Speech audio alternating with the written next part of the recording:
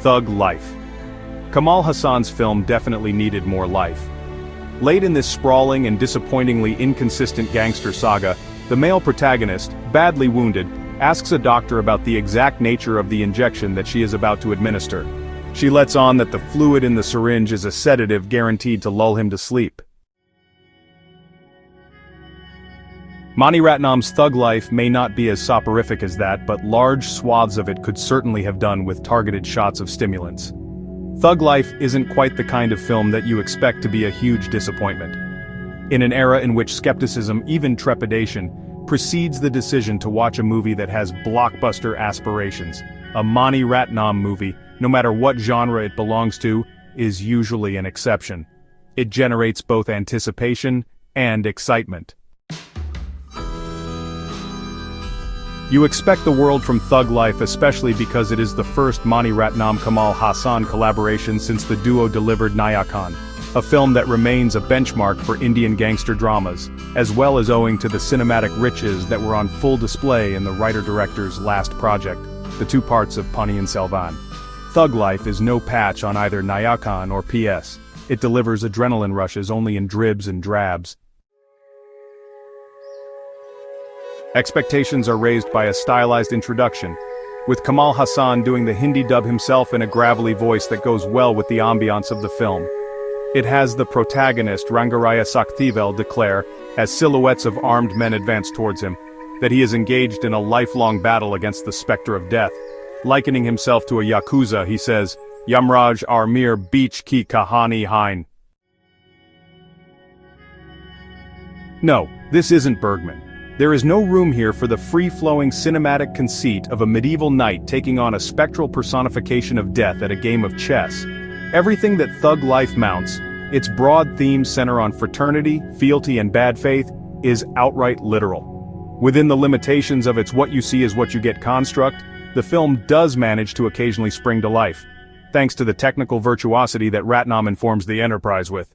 But that is the least you expect from him. The black and white sequence that follows the sharply rendered prelude, it centers on a shootout between the police and a criminal gang inside a crumbling old Delhi building, sets a solid stage for the action to come 2 decades and a bit later. What unfolds during the gunfight involving a de-aged Kamal Haasan is central to the plot. It comes back to haunt the hero when he begins to lose control of his life, family and gang.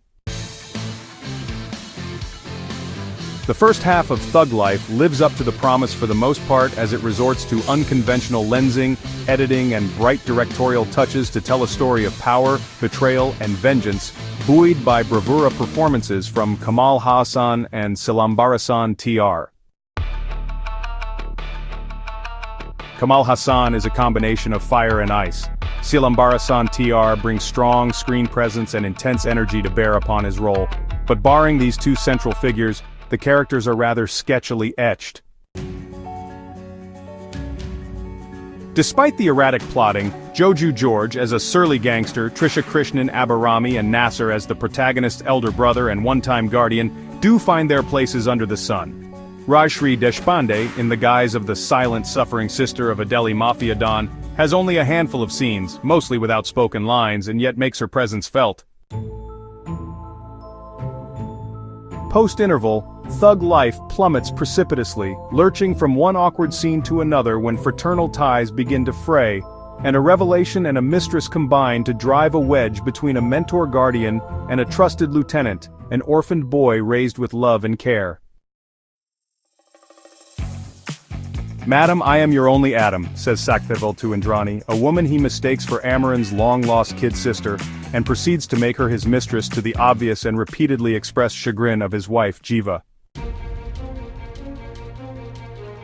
Big trouble erupts when two brothers, one adoptive and the other biological, decide to make common cause and lay claim to what they believe is rightfully theirs. One is driven by the desire to settle scores, the other yearns for respect. Complex dynamics of kinship and loyalty come into play as a tussle for control sows seeds of distrust and makes Sakthivel and his men vulnerable to the machinations of a rival gang led by Sadanand and his nephew. Sakthivel, as revealed early in the film, stares death in the face on a number of occasions, and not only dodges mortality, but also emerges from the encounter stronger and more determined. He survives a fall into a snow-covered gorge, a deadly avalanche, an explosion and several bullet wounds and dislocations. But nothing that he faces is anything that a bit of luck and some help from unexpected quarters cannot counter. Yes, the biggest surprises in Thug Life do not stem as much from Ratnam's visual and dramatic flair as from the death-defying exploits of the hero. Had this not been from a director who believes in combining grand heroic feats with a certain degree of realism, Sakthevel would have always emerged from the precipice of death unscathed or, at best, with minor bruises. He does not. He does have gashes and broken bones to show for the ordeals that he is dragged through. But every time he is laid low, he returns to the thick of the action after a brief pause, with renewed vigor. He fires on more cylinders than before. By the end of it all, he is well-nigh invincible, a modern-day, urban, underworld knight endowed with an invisible shield of indomitability. Unfortunately, Thug Life is only a film. It isn't a tough-as-nails and unstoppable crime lord, as thought by the screenwriters. So, it does not possess Sakthevel's regenerative power. Once the core of its central idea begins to wear thin as a result of being stretched to snapping point, not even Mani Ratnam's style and Kamal Haasan's presence are enough to pull the bacons out of the fire. Thug Life definitely needed more life.